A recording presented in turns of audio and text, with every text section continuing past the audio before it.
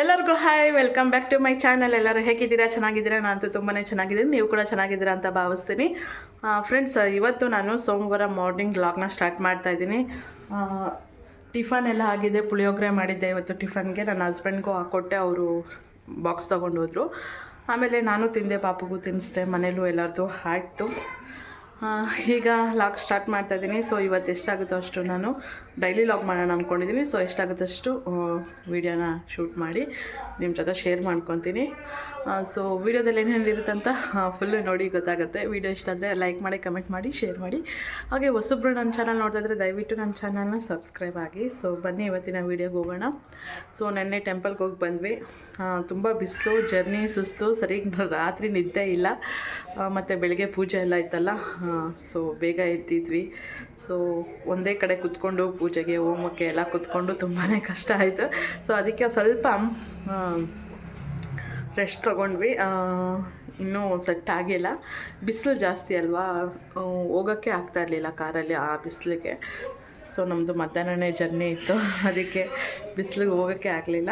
So ಇವಾಗ ಎಲ್ಲ rest ತೊಗೊಂಡು ಇವತ್ತು ನಾಗಪ್ಪನ ಇಟ್ಟು ಪೂಜೆ ಕೂಡ ಮಾಡಿದ್ದೀವಿ. ಸೊ ಆ ವಿಡಿಯೋ ಎಲ್ಲ ನಿಮ್ಮ ಜೊತೆ ಶೇರ್ ಮಾಡ್ಕೊತೀನಿ. ಸೊ ವಿಡಿಯೋ ನೋಡ್ಕೊಂಬನ್ನಿ. ಸೋಮವಾರ 8 ಗಂಟೆಗೆ ಎದ್ದು ನಾನು ರಂಗೋಲಿ ಎಲ್ಲ ಹಾಕಿದ್ದೀನಿ. ಇವತ್ತು ಫಸ್ಟ್ ಡೇ ನಾಗಪ್ಪನ ಮನೆಯಲ್ಲಿ ಇಟ್ಟು ಪೂಜೆ ಮಾಡ್ತಾಯಿದ್ದೀವಿ. ಸೊ ಹಾಲಿನ ಅಭಿಷೇಕ ಎಲ್ಲ ಆಯಿತು, ಪೂಜೆ ಕೂಡ ಆಗಿದೆ ನೋಡಿ. ಸೊ ನಾನು ಹಾಲಿನ ಅಭಿಷೇಕ ಮಾಡುವಾಗ ವೀಡಿಯೋ ಮಾಡ್ಕೊಳಕ್ಕಾಗಿಲ್ಲ, ಅಡುಗೆ ಮಾಡ್ತಾಯಿದ್ದೆ, ಅದರಲ್ಲಿ ಬಿಸಿ ಇದ್ದೆ. ನನ್ನ ಹಸ್ಬೆಂಡು ಪೂಜೆ ಮಾಡಿದ್ದಾರೆ. ಇವಾಗ ನಾನು ನಾಗಪ್ಪಗೆ ಹೂವು ಇಟ್ಟು ನಾನು ಕೂಡ ಪೂಜೆ ಮಾಡಿಕೊಂಡು ಕೈ ಮುಗಿತಾ ಇದ್ದೀನಿ. ಏನೋ ಒಂಥರ ನೆಮ್ಮದಿ, ಖುಷಿ ಅಂತ ಅನ್ನಿಸ್ತಾ ಇದೆ. ಇನ್ನು ನಮ್ಮ ಜೀವನ ಇವಾಗಿಂದ ಚೇಂಜ್ ಆಗ್ಬೋದು, ಒಂದು ಒಳ್ಳೆ ರೀತಿ ನಮ್ಮ ಲೈಫ್ ಚೇಂಜ್ ಆಗ್ಬೋದು ಅಂತ ಅನ್ನಿಸ್ತಾ ಇದೆ. ಮಾರ್ನಿಂಗ್ ಟಿಫನ್ ನಾನು ಪುಳಿಯೋಗರೆ ಮಾಡೋಣ ಅಂತ ಅಂದ್ಬಿಟ್ಟು ಇಲ್ಲಿ ಒಗ್ಗರಣೆ ಹಾಕ್ಕೊಳ್ತಾ ಇದ್ದೀನಿ. ಸೊ ಈ ವಿಡಿಯೋ ನಾನು ಆವಾಗಲೇ ಮಾಡ್ಕೊಂಡಿದ್ದು, ಬಟ್ ಇವಾಗ ನಿಮ್ಮ ಜೊತೆ ಶೇರ್ ಮಾಡ್ಕೊತಾ ಇದ್ದೀನಿ. ಸಿಂಪಲ್ಲಾಗಿ ನಾನು ಪುಳಿಯೋಗರೆ ಮಾಡಿದ್ದೀನಿ. ಈರುಳ್ಳಿ, ಬೆಳ್ಳುಳ್ಳಿ ಏನು ಯೂಸ್ ಮಾಡಬಾರ್ದು, ಅದಕ್ಕೆ ಸಿಂಪಲ್ಲಾಗಿ ಈರುಳ್ಳಿ ಮಾಡ್ಕೊಂಡಿದ್ದೀನಿ. ನನ್ನ ಮಗಳು ನೋಡಿ, ಅವರ ಅಪ್ಪ ಕೆಲಸದ ಮೇಲೆ ಹೊರಗಡೆ ಹೋಗ್ತಾಯಿದ್ರೆ ಎಷ್ಟು ಹಠ ಮಾಡಿ ಅಳ್ತಾ ಇದ್ದಾಳೆ ನಾನು ಹೋಗಬೇಕು ಅಂತ. ಅಲ್ಲೋಡಿ ಜೆ.ಸಿ.ಪಿ ನೋಡಿ, ಜೆ.ಸಿ.ಪಿ ಬೈತಾ ಇದ್ದಾಳೆ. ಅಲ್ಲೋಡಿ ಜೆ.ಸಿ.ಪಿ ನೋಡಿ, ಜೆ.ಸಿ.ಪಿ ನೋಡು, ಅದು ಬಂದ್ಬಿಡುತ್ತೆ ಜೆ.ಸಿ.ಪಿ. ನೀನು ಹತ್ಕೊಳಕ್ಕೆ ಹೋದ್ರೆ ಬೇಡ, ನಾವು ಇಲ್ಲೇ ಇರೋಣ. ಜೆ.ಸಿ.ಪಿ ಬಂದ್ಬಿಡುತ್ತೆ. ಬಾಯ್ ಮಾಡಿ ಬೇಡಮ್ಮ, ಬಿಸಿಲು. ಸಾಯಂಕಾಲ ಓ ಅಳ್ತಾಳ.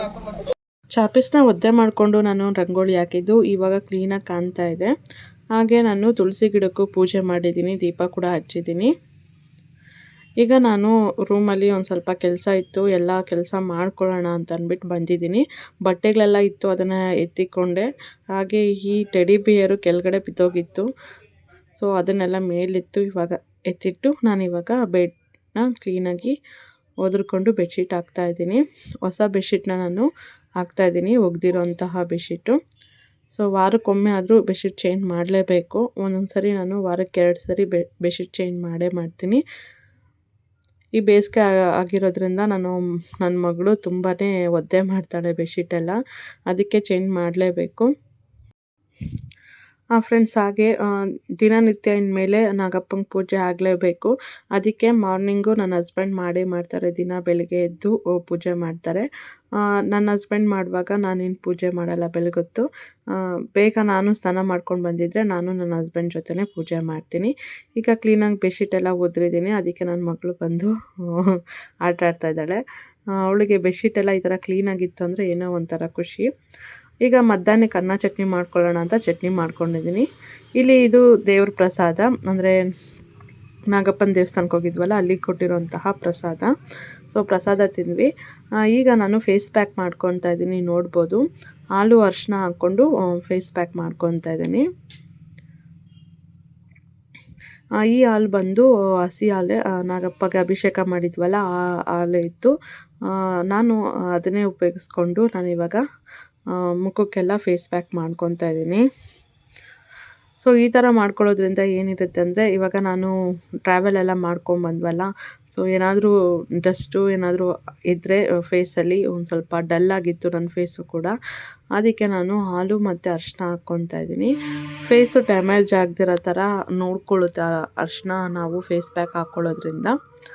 ಹಾಗೆ ಆ ಹಾಲು ಬಂದು ನಮ್ಮ ಸ್ಕಿನ್ನ ತುಂಬ ಸ್ಮೂತಾಗಿ, ಹಾಗೆ ಮಾಯ್ಶ್ಚರ್ ಥರ ಅದು ನಮ್ಮ ಸ್ಕಿನ್ನ ನೋಡ್ಕೊಳ್ಳುತ್ತೆ. ಅದಕ್ಕೆ ನಾನು ಯಾವಾಗಲೂ ತಕ್ಷಣ ಏನಾದರೂ ಒಂದು ಫೇಸ್ ಪ್ಯಾಕ್ ಮಾಡ್ಕೊಬೇಕಾದ್ರೆ ಫಸ್ಟ್ ಈ ಥರ ಮಾಡ್ಕೊಂಬಿಡ್ತೀನಿ. ಇದ್ರ ರಿಸಲ್ಟು ಕೂಡ ತುಂಬ ಚೆನ್ನಾಗಿ ಬರುತ್ತೆ. ಈವನ್ ಟೋನ್ ಆಗುತ್ತೆ. ನಾನು ಮುಖಕ್ಕೆ ಮತ್ತು ಇಲ್ಲಿ ನೆಕ್ಕಿಗೂ ಕೂಡ ಕ್ಲೀನಾಗಿ ಅಪ್ಲೈ ಮಾಡ್ಕೊತಾ ಇದ್ದೀನಿ, ಕಿವಿಗೆಲ್ಲ ಅಪ್ಲೈ ಮಾಡ್ಕೊತಾ ಇದ್ದೀನಿ. ಸೊ ಒಂಚೂರು ಹಾಲಿದ್ರೆ ಸಾಕು, ಒಂಚೂರು ಅರಿಶಿನ ಹಾಕ್ಕೊಂಡು ಈ ಥರ ಫೇಸ್ ಪ್ಯಾಕ್ ಮಾಡ್ಕೊಳ್ಳೋದ್ರಿಂದ ಆಮೇಲೆ ಮುಖ ತೊಳ್ಕೊಂಡ್ಮೇಲೆ ನಿಜವಾಗ್ಲೂ ತುಂಬಾ ಒಳ್ಳೆ ರಿಸಲ್ಟ್ ಬರುತ್ತೆ. ತುಂಬ ಸ್ಕಿನ್ ಎಲ್ಲ ಚೆನ್ನಾಗಾಗುತ್ತೆ. ನಾನು ಯಾವಾಗಲೂ ಈ ಥರ ಮಾಡ್ಕೊತಾ ಇರ್ತೀನಿ. ಇದೆಲ್ಲ ಪಾಪು ಮಲಗಿದ್ದಾಗ ಇಲ್ಲ ಅವಳು ಆಟ ಆಡ್ತಾ ಇದ್ದಾಗನೇ ಮಾಡ್ಕೊಳ್ಳೋಕ್ಕೆ ಸಾಧ್ಯ ಆಗೋದು. ಪಾಪು ಮಲಗಿದ್ಲು ಇವಾಗ. ನಾನು ಮಧ್ಯಾಹ್ನ ಹಾಗೆ ಈ ಲಾಗ್ನ ನಾನು ಸ್ಟಾರ್ಟ್ ಮಾಡಿದ್ದು. ಸೊ ಇವಾಗ ಫೇಸ್ ಪ್ಯಾಕ್ ಹಾಕ್ಕೊಂಡು ಆಮೇಲೆ ನಾನು ಹಾಗೆ ಮುಖ ತೊಳ್ಕೊಂಡ್ಬಿಟ್ಟು ಮತ್ತೆ ಸಾಯಂಕಾಲ ದೇವ್ರಿಗೆ ಪೂಜೆ ಮಾಡಬೇಕು. ಇವಾಗ ಬೆಳಿಗ್ಗೆ ಸಾಯಂಕಾಲ ಕಂಪಲ್ಸರಿ ನಾಗಪ್ಪಗೆ ಪೂಜೆ ಆಗಲೇಬೇಕು. ತಡ ಮಾಡ್ದಿರ ನಾನು ಕರೆಕ್ಟ್ ಟೈಮ್ಗೆ ಪೂಜೆ ಮಾಡ್ಕೊತೀನಿ. ಈಗ ನೋಡಿ ಫೇಸ್ಗೆಲ್ಲ ಈ ಥರ ಅಪ್ಲೈ ಮಾಡ್ಕೊಂಡಿದ್ದೀನಿ. ನನಗೆ ಡಾರ್ಕ್ ಸರ್ಕಲ್ ಜಾಸ್ತಿ ಆಗಿಬಿಟ್ಟಿದೆ ಫ್ರೆಂಡ್ಸ್. ಆ ಡಾರ್ಕ್ ಸರ್ಕಲ್ ಎಲ್ಲ ಹೋಗಬೇಕಂದ್ರೆ ನಾನು ಇನ್ಮೇಲೆ ಜಾಸ್ತಿ ಫೇಸ್ ಪ್ಯಾಕ್ ಯೂಸ್ ಮಾಡಲೇಬೇಕು. ಅದಕ್ಕೆ ದಿನ ಒಂಚೂರು ಈ ಥರದ್ದು ಒಂದಿನ ಅಲೋವೆರಾ, ಒಂದಿನ ಈ ಥರ ಹಾಲು, ಒಂದಿನ ಮೊಸರು ಫೇಸ್ ಪ್ಯಾಕು ಇವೆಲ್ಲ ಮಾಡ್ಕೊಳ್ಳೋಣ ಅಂದ್ಕೊಂಡಿದ್ದೀನಿ. ಅಡುಗೆ ಮನೆಯಲ್ಲಿ ಒಂದು ಸ್ವಲ್ಪ ಪಾತ್ರೆಗಳಿತ್ತು. ನಾನು ಜಾಸ್ತಿ ಪಾತ್ರೆಗಳು ಬೀಳೋಕ್ಕೆ ಬಿಡೋದೇ ಇಲ್ಲ. ಆವಾಗಿನ ಪಾತ್ರೆ ಆವಾಗಲೇ ಏನೇನು ಬಿದ್ದಿದ್ದೋ ತೊಳ್ಕೊಂಬಿಟ್ರೆ ಹೇಗಾಗುತ್ತೆ ಅಂತಂದರೆ ನಮಗೆ ಓವರ್ಲೋಡ್ ಇರೋಲ್ಲ ಮತ್ತು ಅಡುಗೆ ಮನೆಯೂ ಕ್ಲೀನಾಗಿರುತ್ತೆ. ಸೊ ಜಾಸ್ತಿ ಏನಿರಲಿಲ್ಲ. ನಾನು ಇದ್ದಿದ್ದು ಸ್ವಲ್ಪ ಪಾತ್ರೆಗಳನ್ನ ತೊಳ್ಕೊತಾ ಇದ್ದೀನಿ. ಆಗಲೇ ನನ್ನ ಮಗಳು ಬಂದಿದ್ದಾಳೆ. ಬಂದ್ಬಿಟ್ಟು ಎತ್ಕೊತ ನನ್ನ ಮಗಳು ಏನು ಅಂತಂದರೆ, ಅವಳು ಮಲಗಿದ್ದಾಳೆ ಅಂತ ಅಂದ್ಬಿಟ್ಟು ನಾನು ಯಾವುದಾದ್ರೂ ಒಂದು ಡೀಪ್ ಕ್ಲೀನಿಂಗ್ ಹೋಗ್ತೀನಲ್ಲ, ಅವಾಗೆ ನನ್ನ ಮಗಳು ಎದ್ಬಿಟ್ಟು ಅಮ್ಮ ಅಂತ ಬರ್ತಾಳೆ. ಇವಾಗ ಒಂದು ಸ್ವಲ್ಪ ಅರ್ಥ ಮಾಡ್ಕೊತಾಳೆ. ಬರ್ತೀನಿ ಹೋಗು, ಆಟ ಆಡ್ತಾರು, ಬರ್ತೀನಿ ಅಂತ ಹೇಳಿದ್ರೆ ಹೋಗ್ಬಿಡ್ತಾಳೆ. ಮೊದಲಂದರೆ ಎತ್ಕೊಳ್ಳೋವರೆಗೂ ಬಿಡ್ತಾ ಇರಲಿಲ್ಲ. ಹಾಗೆ ಫ್ರೆಂಡ್ಸ್, ಪಕ್ಕದ ಮನೆಯಲ್ಲಿ, ಪಕ್ಕದ ಮನೆ ಅಂತ ಏನೂ ಇಲ್ಲ, ನಮ್ಮ ಮನೆ ಪಕ್ಕದಲ್ಲಿ ಗರ್ಲ್ಸ್ ಹಾಸ್ಟೆಲ್ ಇದೆ. ಸೊ ಅವರು ನೆನ್ನೆ ಮಾತಾಡ್ಸಿದ್ರು, ಅವರೇ ಕರೆದು ಯಾವಾಗಲೂ ಬಾ ಅಂತ ಕರಿತಾ ಇರ್ತಾರೆ. ನಾನೇ ನನಗೆ ಒಂದು ಸ್ವಲ್ಪ ಮನೇಲಿ ಕೆಲಸ, ಮಗು ನೋಡ್ಕೊಳ್ಳೋದು, ಯೂಟ್ಯೂಬ್ ಮಾಡೋದು ಮತ್ತು ಹುಷಾರಿಲ್ದಿರೋದ್ರಿಂದ ರೆಸ್ಟ್ ಮಾಡೋದು ಎಲ್ಲ ಇರುತ್ತಲ್ಲ, ಅದಕ್ಕೆ ನಾನೇ ಹೋಗ್ತಾ ಇರಲಿಲ್ಲ. ಇನ್ಮೇಲೆ ನಾನು ಹೋಗೋಣ, ಒಂದು ಸ್ವಲ್ಪ ಅವರು ಇವ್ರ ಜೊತೆ ಎಲ್ಲ ಮಾತಾಡ್ಕೊಂಡಿದ್ರೆ ಮೈಂಡ್ ಫ್ರೆಶ್ ಆಗುತ್ತೆ ಅಂತ ಅಂದ್ಕೊಂಡಿದ್ದೀನಿ. ಸೊ ಅವ್ರಿಗೆ ನೆನ್ನೆ ಹೋದಾಗ ನಾನು ಈ ಥರ ಯೂಟ್ಯೂಬ್ ಚಾನಲ್ ಓಪನ್ ಮಾಡಿದ್ದೀನಿ. ತುಂಬ ಒಂದು ವರ್ಷದಿಂದ ಮಾಡ್ತಾಯಿದ್ದೀನಿ. ನಂದು ಒಂದು ಚಾನಲ್ ಇದೆ ನೋಡಿ ಅಂತ ಹೇಳಿದೆ. ಅವರು ಹೌದಾ, ಯಾವ ಚಾನಲು ಏನು ಅಂತ ಕೇಳಿದ್ರು. ನಾನು ಗಾಯತ್ರಿ ಅಮ್ಮು ಕನ್ನಡ ಲಾಗ್ಸ್ ಚಾನಲ್ ಅಂತ ಸರ್ಚ್ ಮಾಡಿ ನೋಡಿ ಅಂತ ಹೇಳಿದೆ. ಅವರು ಸರ್ಚ್ ಮಾಡಿ ಆಗಲೇ ಸಬ್ಸ್ಕ್ರೈಬರ್ಸು ಆಗಿ ವೀಡಿಯೋಸ್ ಎಲ್ಲ ನೋಡ್ತಾ ಇದ್ದಾರೆ. ಸೊ ನನಗೆ ಹೇಳಿದ್ರು, ನಾನು ನೋಡ್ತಾ ಇದ್ದೀನಿ ವೀಡಿಯೋಸು ಅಂತ.